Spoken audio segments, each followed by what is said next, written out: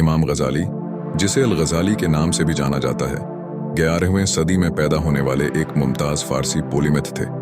वो एक फ़लसफ़ी, आलिम दीन, फ़क़ीह और सूफ़ी थे जिनका इस्लामी फ़िक्र पर गहरा असर है। फ़लसफ़ा और रूहानियत पर उनके काम, जैसे कि दी रिवील ऑफ रिलीजियस साइंसेस का वसीया पैमाने पर मुताला और एहतराम किया जाता है, जिससे इस्लामी फ़िक्री तारीख़ की तश्कील होती है। गजाली की सच्चाई की जस्तजू ने उन्हें फ़लसफ़ा और अक़ीदे के दरमियान तनाव को दौर करने पर मजबूर किया, जिसने इस्लामी अलहियात और रूहानियत पर देरपा असर छोड़ा। ज़बान दिल की कुंजी है। शहवत जितनी ज़्यादा होगी, इतना ही ज़्यादा सवाब उसकी मुखालफत करने वाले को मिलेगा। हर काम की इब्तिदा आँख ही से होती है। जो शख्स हराम खाता है, उसके तमाम आज़ा गुनाह में पड़ जाते हैं। बद किरदार आदमी अपनी जान को सज़ा देता है।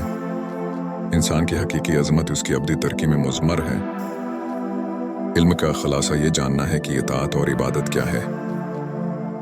कभी कहा जाता है कि हम अपना दीन माँ के दूध से पीते हैं। आखिरत की तैयारी अभी ना करोगे तो कब करोगे? ए महबूब, जान लो कि इंसान को मजाक में या बेतरतीब तौर पर नहीं बनाया गया, बल्कि घबराकर और किसी अजीम अंजाम के लिए बनाया गया है। मुनाफिक ऐब तलाश करता है और मोमिन उज़्र तलाश करता है।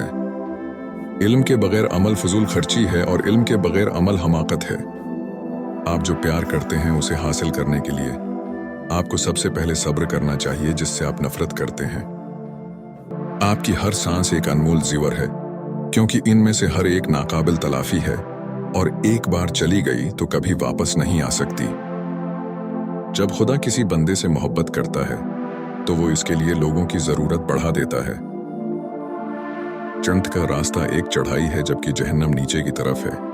इसलिए जन्नत में जाने की जद्दोजहद है ना कि जहन्नम में। इस्लामी कहानियाँ, अक़वाल और अहादीस के लिए हमारा चैनल ज्वाइन करें और दोस्तों के साथ शेयर करें। शुक्रिया।